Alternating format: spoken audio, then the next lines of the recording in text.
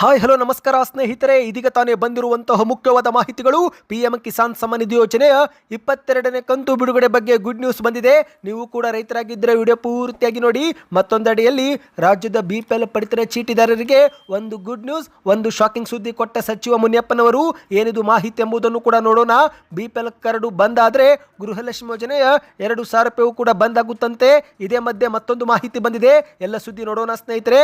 ಇನ್ನು ಗದಗದ ಲಕ್ಕುಂಡಿಯಲ್ಲಿ ಸಿಕ್ಕಿರುವ ಚಿನ್ನದ ನಿಧಿಗೆ ಬಿಗ್ ಟ್ವಿಸ್ಟ್ ಸಿಕ್ಕಿದೆ. ಅದು ನಮ್ಮದೇ ಬಂಗಾರ, ನಮಗೇನೆ ವಾಪಸ್ ಕೊಡಿ ಎಂದು ಕುಟುಂಬಸ್ಥರ ಆಗ್ರಹ. ಇದೇ ಮಧ್ಯೆ ಬೀದಿಗೆ ಬೀಳುವ ಭಯದಲ್ಲಿ ಕುಟುಂಬ ಬಂದು ನಿಂತಿದೆ.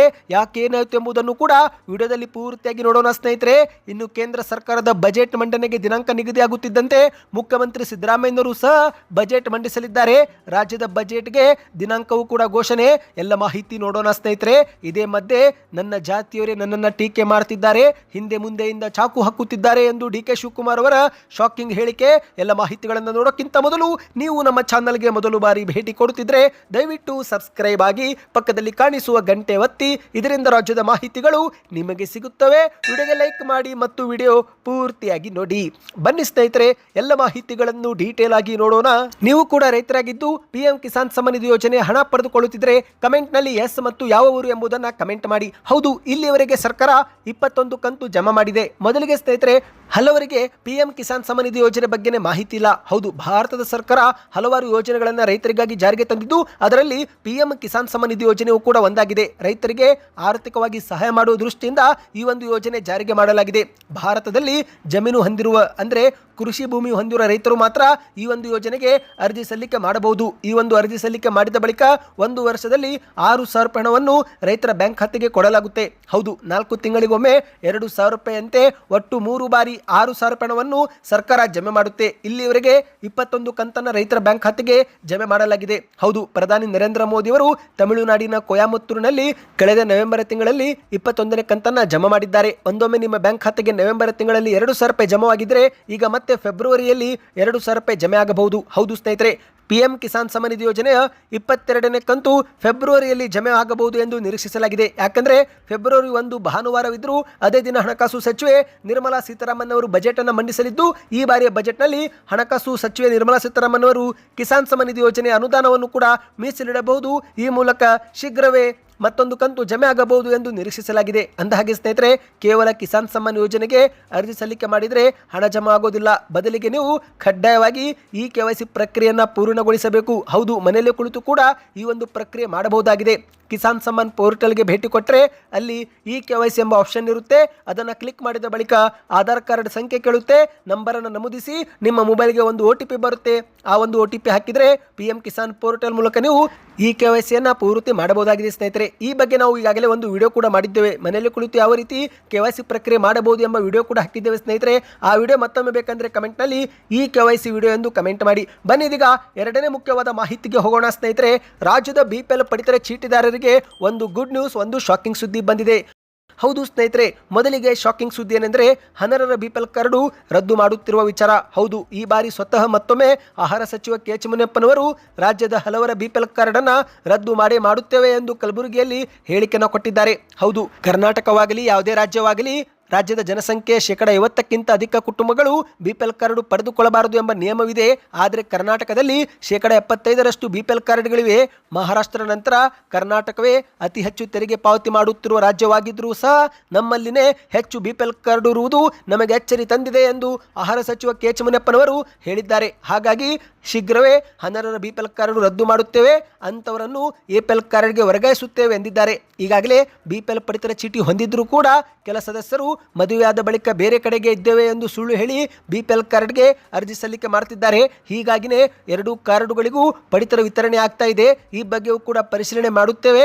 ಅನರ್ಹರ ಕಾರ್ಡನ್ನು ರದ್ದು ಮಾಡಿ ಎಪಿಎಲ್ ಕಾರ್ಡ್ಗೆ ಅವರಿಗೆ ವರ್ಗಾಯಿಸುತ್ತೇವೆ ಎಂದು ಮಾಧ್ಯಮಗಳ ಮುಂದೆ ತಿಳಿಸಿದ್ದಾರೆ ಸ್ನೇಹಿತರೆ. ಅಂದಹಾಗೆ ಸ್ನೇಹಿತರೆ, ಈಗ ಬಿಪಿಎಲ್ ಪಡಿತರ ಚೀಟಿ ಇದ್ರೆ ಮಾತ್ರ ಗೃಹಲಕ್ಷ್ಮಿ ಯೋಜನೆ ಹಣ ಜಮೆ ಆಗುತ್ತಂತೆ. ಹೌದು, ಇದೀಗ ಗೃಹಲಕ್ಷ್ಮಿ ಫಲಾನುಭವಿಗಳಿಗೆ ಮತ್ತೊಂದು ಚಿಂತೆ ಎದುರಾಗಿದೆ. ಅದೇನೆಂದರೆ ಸ್ನೇಹಿತರೆ, ಬಿಪಿಎಲ್, ಎಪಿಎಲ್ ಅಥವಾ ಅಂತ್ಯೋದಯ ಈ 3 ಕಾರ್ಡ್ನಲ್ಲಿ ಯಾವುದಾದ್ರೂ ಒಂದು ಕಾರ್ಡು ಪಡೆದುಕೊಳ್ಳಲೇಬೇಕು. ಹೌದು, ನಿಮ್ಮ ಹೆಸರು ಆಹಾರ ಇಲಾಖೆ ನೀಡುವ ಪಟ್ಟಿಯಲ್ಲಿ ಇಲ್ಲವೆಂದರೆ ನಿಮಗೆ ಗೃಹಲಕ್ಷ್ಮಿ ಯೋಜನೆ ಹಣ ಜಮೆ ಆಗೋದಿಲ್ಲವಂತೆ. ಇದು ಸ್ವತಃ ಲಕ್ಷ್ಮಿ ಹೆಬ್ಬಾಳ್ಕರ್ ಅವರೇ ಮಾಧ್ಯಮಗಳ ಮುಂದೆ ತಿಳಿಸಿದ್ದಾರೆ. ಯಾಕಂದ್ರೆ ಗೃಹಲಕ್ಷ್ಮಿ ಯೋಜನೆ ಹಣವನ್ನು ನಾವು ಆಹಾರ ಇಲಾಖೆ ನೀಡುವಂತಹ ಡೇಟಾ ಆಧರಿಸಿ ಫಲಾನುಭವಿಗಳಿಗೆ ಜಮೆ ಮಾಡಲಾಗುತ್ತಿದ್ದು, ಒಂದೊಮ್ಮೆ ಆಹಾರ ಇಲಾಖೆದವರೇ ನಿಮ್ಮ ಹೆಸರು ರದ್ದು ಮಾಡಿದರೆ ಆಗ ಸಾಮಾನ್ಯವಾಗಿ ಹಣವು ಕೂಡ ಜಮೆ ಆಗೋದಿಲ್ಲ ಎಂದು ಲಕ್ಷ್ಮಿ ಹೆಬ್ಬಾಳ್ಕರ್ ಅವರು ತಿಳಿಸಿದ್ದಾರೆ. ಹಾಗಾಗಿ ಸ್ನೇಹಿತರೆ, ನಿಮ್ಮದು BPL ಕಾರ್ಡು ರದ್ದಾತಂದ್ರೆ ಒಂದು ನೀವು ಪುನಃ BPL ಕಾರ್ಡ್ಗೆ ಅರ್ಜಿ ಸಲ್ಲಿಕೆ ಮಾಡಿ, ಇಲ್ಲ APL ಕಾರ್ಡ್ ಆದರೂ ಪಡೆದುಕೊಳ್ಳಿ, ಆಗ ಮಾತ್ರ ನಿಮಗೆ ಹಣ ಜಮಾವಾಗುತ್ತೆ. ಇನ್ನಿದೇ ಮಧ್ಯೆ ಒಂದು ಗುಡ್ ನ್ಯೂಸ್ ಏನೆಂದರೆ ಸ್ನೇಹಿತರೆ, ಪಡಿತರ ಚೀಟಿದಾರರ ಹೆಸರು ತಿದ್ದುಪಡಿ, ಹೆಸರು ಸೇರ್ಪಡೆ, ವಿಳಾಸ ಬದಲಾವಣೆಗೆ ಅವಕಾಶ ಕಲ್ಪಿಸಿಕೊಡಲಾಗಿದೆ.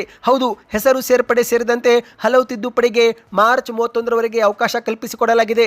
ಹತ್ತಿರದ ಬೆಂಗಳೂರು ಒನ್ ಅಥವಾ ಸೈಬರ್ ಸೆಂಟರ್ಗೆ ಹೋಗಿ ಅರ್ಜಿಯನ್ನು ಸಲ್ಲಿಕೆ ಮಾಡಬಹುದು ಮತ್ತು ಇದೇ ರೀತಿ ಹೊಸದಾಗಿ APL ಕಾರ್ಡು ಪಡೆಯಲು ಕೂಡ ಆನ್ಲೈನ್ ಮೂಲಕ ಅರ್ಜಿ ಕರೆಯಲಾಗಿದೆ. ಸ್ನೇಹಿತರೆ, ನೀವು ಕೂಡ ಏನಾದರೂ BPL ನಲ್ಲಿ ಅಥವಾ APL ನಲ್ಲಿ ಏನಾದರೂ ತಿದ್ದುಪಡಿ ಇದ್ರೆ ಒಂದು ಬಾರಿ ನಿಮ್ಮ ಹತ್ತಿರದ ಕಂಪ್ಯೂಟರ್ ಸೆಂಟರ್ಗೆ ಭೇಟಿ ಕೊಟ್ಟು ಮಾಹಿತಿ ಪಡೆದುಕೊಂಡು ಅರ್ಜಿ ಸಲ್ಲಿಕೆ ಮಾಡಬಹುದು. ಕೊನೆಯ ದಿನಾಂಕ ಮಾರ್ಚ್ 31 ಎಂದು ಹೇಳಲಾಗಿದೆ. ಸ್ನೇಹಿತರೆ, ಬನ್ನಿ ಇದೀಗ ಮತ್ತೊಂದು ಮುಖ್ಯವಾದ ಮಾಹಿತಿಗೆ ಹೋಗೋಣ. ಗದಗದ ಲಕ್ಕುಂಡಿಯಲ್ಲಿ ಸಿಕ್ಕಿರುವ ಚಿನ್ನದ ನಿಧಿಗೆ ಬಿಗ್ ಟ್ವಿಸ್ಟ್ ಸಿಕ್ಕಿದೆ. ಹೌದು, ಇದೀಗ ಆ ಒಂದು ಕುಟುಂಬ ಅದು ನಮ್ಮದೇ ಬಂಗಾರ, ನಮಗೇನೆ ವಾಪಸ್ ಕೊಡಿ ಎಂದು ಸರ್ಕಾರಕ್ಕೆ ಆಗ್ರಹ ಮಾಡಿದೆ. ಹೌದು ಸ್ನೇಹಿತರೆ, ಗದಗ ಜಿಲ್ಲೆಯ ಐತಿಹಾಸಿಕ ಲಕ್ಕುಂಡಿ ಗ್ರಾಮದಲ್ಲಿ ಇತ್ತೀಚೆಗೆ ಮನೆಯ ಅಡಿಪಾಯ ಹಾಕುವಾಗ ದೊರೆತಂತ ಚಿನ್ನದ ಪ್ರಕರಣದಲ್ಲಿ ಬಿಗ್ ಟ್ವಿಸ್ಟ್ ಕಂಡು ಬಂದಿದೆ. ಅದೇನೆಂದರೆ, ಆರಂಭದಲ್ಲಿ ಇದು ನಿಧಿ ಎಂದು ಪರಿಗಣಿಸಿ ಪ್ರಾಮಾಣಿಕವಾಗಿ ಸರ್ಕಾರಕ್ಕೆ ಒಪ್ಪಿಸಲಾಗಿತ್ತು. ಆದರೆ ಭಾರತೀಯ ಪುರಾತತ್ವ ಇಲಾಖೆ ಅಧಿಕಾರಿಗಳು ಸ್ಥಳಕ್ಕೆ ಭೇಟಿ ಕೊಟ್ಟು ಚಿನ್ನ ಪರಿಶೀಲನೆ ಮಾಡಿದ ಬಳಿಕ ಅದು ನಿಧಿ ಅಲ್ಲ, ಬದಲಿಗೆ ಕುಟುಂಬದ ಹಿರಿಯರು ತಮ್ಮ ಮನೆಯಲ್ಲಿ ಇಟ್ಟಿದ್ದಂಥ ಬಂಗಾರ ಎಂದು ಸ್ಪಷ್ಟಪಡಿಸಿದ್ದಾರೆ. ಹೌದು, ಸ್ವತಃ ಪುರಾತತ್ವ ಇಲಾಖೆಯ ಜಂಟಿ ನಿರ್ದೇಶಕರಾಗಿರುವ ರಮೇಶ್ ಮೂಲಿಮನಿ ಎನ್ನುವರು ಚಿನ್ನ ಪತ್ತೆಯಾಗಿರುವ ಚಿನ್ನ ನಿಧಿ ಅಲ್ಲ, ಅದು ಪ್ರಾಚೀನ ನಿಧಿ ವರ್ಗಕ್ಕೆ ಸೇರುವುದಿಲ್ಲ ಎಂದು ಹೇಳಿದ್ದಾರೆ. ಸ್ನೇಹಿತರೆ, ಈ ಒಂದು ಹೇಳಿಕೆ ಕುಟುಂಬದ ಮನಸ್ಥಿತಿ ಬದಲಾಯಿಸಿದೆ. ಅಧಿಕಾರಿಗಳೇ ಸ್ಪಷ್ಟನೆ ಕೊಟ್ಟ ಬೆನ್ನಲ್ಲೇ ಮತ್ತು ಅದು ನಿಧಿ ಅಲ್ಲವಾದರೆ ನಮ್ಮದೇ ಚಿನ್ನ ನಮಗೆ ವಾಪಸ್ ಕೊಡಿ ಎಂದು ಕುಟುಂಬದ ಸದಸ್ಯರು ಮತ್ತು ಆ ಗ್ರಾಮಸ್ಥರು ಈಗ ಸರ್ಕಾರಕ್ಕೆ ತೀವ್ರವಾಗಿ ಒತ್ತಾಯಿಸಿದ್ದಾರೆ. ಅಂದಹಾಗೆ ಸ್ನೇಹಿತರೆ, ಈಗ ಆ ಒಂದು ಕುಟುಂಬ ಬೀದಿಗೆ ಬೀಳುವ ಒಂದು ಭಯದಲ್ಲಿ ಬಂದು ನಿಂತಿದೆ. ಹೌದು, ಯಾಕಂದ್ರೆ ಸ್ನೇಹಿತರೆ, ಆ ಒಂದು ಕುಟುಂಬವು ನಿಧಿ ಪತ್ತೆಯಾಗುತ್ತಿದ್ದಂತೆ ಪ್ರಾಮಾಣಿಕತೆ ಮೆರೆದು ಆ ಒಂದು ನಿಧಿಯನ್ನ ಜಿಲ್ಲಾಡಳಿತಕ್ಕೆ ಹಸ್ತಾಂತರ ಮಾಡಿತು. ಆದರೆ ಇದೀಗ ಸರ್ಕಾರ ನಿಧಿ ಸಿಕ್ಕಿದ ಸ್ಥಳವನ್ನೇ ನಿಷಿದ್ಧ ಪ್ರದೇಶ ಎಂದು ಘೋಷಣೆ ಮಾಡಿದೆ. ಇದೇ ಕಾರಣ ಕಟ್ಟುತ್ತಿದ್ದಂಥ ಮನೆ ಕೆಲಸ ಅರ್ಧಕ್ಕೆ ನಿಂತಿದೆ. ಹೀಗಾಗಿ ವಾಸ ಮಾಡಲಿಕ್ಕೆ ಮನೆಯಿಲ್ಲದೆ ಕುಟುಂಬ ಬೀದಿಗೆ ಬಂದಂತಾಗಿದೆ. ಹೌದು, ಎಲ್ಲಿ ಬದುಕು ಸಾಗಿಸಬೇಕು ಎಂಬ ಚಿಂತೆಯಲ್ಲಿ ಆ ಒಂದು ಕುಟುಂಬ ಮುಳುಗಿ ಹೋಗಿದೆ. ಮನೆಯ ಯಜಮಾನ ಈಗಾಗಲೇ ಮೃತಪಟ್ಟಿದ್ದು, ಕುಟುಂಬದಲ್ಲಿ ತಾಯಿ ಮತ್ತು ಚಿಕ್ಕ ಮಗನಿದ್ದಾನೆ. ಸದ್ಯ ಈ ಒಂದು ಬಡ ಕುಟುಂಬಕ್ಕೆ ಆಸರೆ ಇಲ್ಲದೆ ಒದ್ದಾಡುವ ಪರಿಸ್ಥಿತಿ ನಿರ್ಮಾಣವಾಗಿದೆ. ಕೂಡಲೇ ಸರ್ಕಾರ ನಿಷಿದ್ಧ ಪ್ರದೇಶ ಎಂಬ ಆದೇಶವನ್ನು ವಾಪಸ್ ಪಡೆದುಕೊಳ್ಳಬೇಕು ಮತ್ತು ಅದು ಬಂಗಾರ ಎಂಬುದು ನಮ್ಮದೇ ಆಗಿದ್ರೆ, ನಿಧಿ ಅಲ್ಲವಾಗಿದ್ರೆ ನಮ್ಮ ಚಿನ್ನ ನಮಗೆ ವಾಪಸ್ ಕೊಡಬೇಕು ಎಂದು ಕುಟುಂಬಸ್ಥರು ಆಗ್ರಹ ಮಾಡಿದ್ದಾರೆ. ಇದಕ್ಕೆ ನಿಮ್ಮ ಅನಿಸಿಕೆಯನ್ನು ನೀವು ಕಮೆಂಟ್ ಮಾಡಿ ಸ್ನೇಹಿತರೆ. ಬನ್ನಿ ಇದೀಗ ಮತ್ತೊಂದು ಮುಖ್ಯವಾದ ಮಾಹಿತಿಗೆ ಹೋಗೋಣ. ಇದೀಗ ಕೇಂದ್ರದ ಸರ್ಕಾರ ಬಜೆಟ್ ಮಂಡನೆಗೆ ದಿನಾಂಕ ಅಂತಿಮ ಮಾಡಿದೆ. ಹೌದು ಸ್ನೇಹಿತರೆ, ಫೆಬ್ರವರಿ 1 ಭಾನುವಾರವಿದ್ದರೂ ಅದೇ ದಿನ ಹಣಕಾಸು ಸಚಿವೆ ನಿರ್ಮಲಾ ಸೀತಾರಾಮನ್ ಅವರು ದಾಖಲೆ ಬಜೆಟ್ ಅನ್ನು ಮಂಡಿಸಲಿದ್ದಾರೆ. ಈಗ ಇದೇ ಮಧ್ಯೆ ಕರ್ನಾಟಕದ ಮುಖ್ಯಮಂತ್ರಿಯವರು ಸಹ ರಾಜ್ಯದ ಬಜೆಟ್ ಮಂಡನೆಗೆ ದಿನಾಂಕ ಘೋಷಣೆ ಮಾಡಿದ್ದಾರೆ. ಹೌದು, ಎಲ್ಲವೂ ಕೂಡ ಅಂದುಕೊಂಡಂತೆ ನಡೆದರೆ ಮಾರ್ಚ್ 6ರಂದು ಕರ್ನಾಟಕದ ಬಜೆಟ್ ಮಂಡನೆ ಆಗಲಿದೆ. ಹೌದು ಸ್ನೇಹಿತರೆ, 2026ನೇ ವರ್ಷದ ರಾಜ್ಯ ಬಜೆಟ್ ಮಂಡನೆಗೆ ಕರ್ನಾಟಕ ಸರ್ಕಾರ ತೀರ್ಮಾನ ಮಾಡಿದ್ದು ಮಾರ್ಚ್ 6ರಂದು ಬಜೆಟ್ ಮಂಡಿಸುವ ಬಗ್ಗೆ ಈಗಾಗಲೇ ಸಿಎಂ ಅವರು ಅಧಿಕಾರಿಗಳ ಜೊತೆಗೆ ಚರ್ಚೆ ಮಾಡ್ತಿದ್ದಾರೆ ಎಂದು ಹೇಳಲಾಗುತ್ತಿದೆ. ಎಲ್ಲವೂ ಕೂಡ ಅಂದುಕೊಂಡಂತೆ ನಡೆದರೆ ಮಾರ್ಚ್ 5ರಿಂದಲೇ ಬಜೆಟ್ ಅಧಿವೇಶನ ಶುರುವಾಗಲಿದೆ. ಹೌದು, ಮೊದಲಿಗೆ ಸ್ನೇಹಿತರೆ, ಮಾರ್ಚ್ 5ಕ್ಕೆ ವಿಧಾನಮಂಡಲ ಜಂಟಿ ಅಧಿವೇಶನ ಉದ್ದೇಶಿಸಿ ರಾಜ್ಯಪಾಲರು ಭಾಷಣ ಮಾಡಲಿದ್ದು, ನಂತರ ಮರುದಿನ ಮಾರ್ಚ್ 6ರಂದು ಮುಖ್ಯಮಂತ್ರಿಯವರು ಬಜೆಟ್ ಮಂಡಿಸಲಿದ್ದಾರೆ. ಹೌದು, ಈಗಾಗಲೇ ರಾಜ್ಯದಲ್ಲಿ ಮುಖ್ಯಮಂತ್ರಿ ಕುರ್ಚಿ ಗುದ್ದಾಟ ನಡೆಯುತ್ತಿದ್ದು, ಇದೇ ಮಧ್ಯೆ ಸಿಎಂ ಅವರು ದಾಖಲೆ ಬಜೆಟ್ ಮಂಡಿಸಲು ಸಿದ್ಧತೆ ಮಾಡುತ್ತಿದ್ದಾರೆ. ಈಗಾಗಲೇ ಸಿದ್ದರಾಮಯ್ಯನವರು 16 ಬಜೆಟ್ಗಳನ್ನು ಮಂಡಿಸಿ ದಾಖಲೆ ಬರೆದಿದ್ದು, ಈಗ ಮಾರ್ಚ್ 6ರಂದು 17ನೇ ಬಜೆಟ್ ಅನ್ನ ಮಂಡಿಸಲಿದ್ದಾರೆ. ಈ ಬಾರಿಯ ಬಜೆಟ್ನಲ್ಲಿ ನಿಮ್ಮ ನಿರೀಕ್ಷೆಗಳು ಏನು ಎಂಬುದನ್ನು ನೀವು ಕಮೆಂಟ್ ಮಾಡಿ. ಇದರಿಂದ ಒಂದು ಉತ್ತಮ ಫೀಡ್ಬ್ಯಾಕ್ ಸಿಗುತ್ತೆ. ಬನ್ನಿದೀಗ ಒಂದು ಕೊನೆಯ ಮಾಹಿತಿಗೆ ಹೋಗೋಣ ಸ್ನೇಹಿತರೆ. ನನ್ನ ಜಾತಿಯವರೇ ನನ್ನನ್ನು ಟೀಕೆ ಮಾಡುತ್ತಿದ್ದು ಹಿಂದೆ ಮುಂದೆಯಿಂದ ಚಾಕು ಹಾಕುತ್ತಿದ್ದಾರೆ ಎಂದು DK ಶಿವಕುಮಾರ್ ಅವರು ಬೆಂಗಳೂರಲ್ಲಿ ನಡೆದಂತ ಉದ್ಯಮಿ ಒಕ್ಕಲಿಗರ ಕಾರ್ಯಕ್ರಮದಲ್ಲಿ ಶಾಕಿಂಗ್ ಹೇಳಿಕೆ ಕೊಟ್ಟಿದ್ದಾರೆ. ಪ್ರಯತ್ನ ವಿಫಲವಾದರೂ ಪ್ರಾರ್ಥನೆ ವಿಫಲವಾಗೋದಿಲ್ಲ. ಟೀಕೆಗಳು ಸಾಯುತ್ತವೆ, ಕೆಲಸಗಳು ಉಳಿಯುತ್ತವೆ. ನೀವು ಹುಷಾರಾಗಿರಿ. ನೀವು ವ್ಯವಹಾರ ಮಾಡುವಾಗ ಯಶಸ್ಸು ಮುಖ್ಯ. ನಾನು ಚಿಕ್ಕವನು ಆಗಿರಬಹುದು, ಆದರೆ ಅನುಭವ ಜಾಸ್ತಿ ಇದೆ.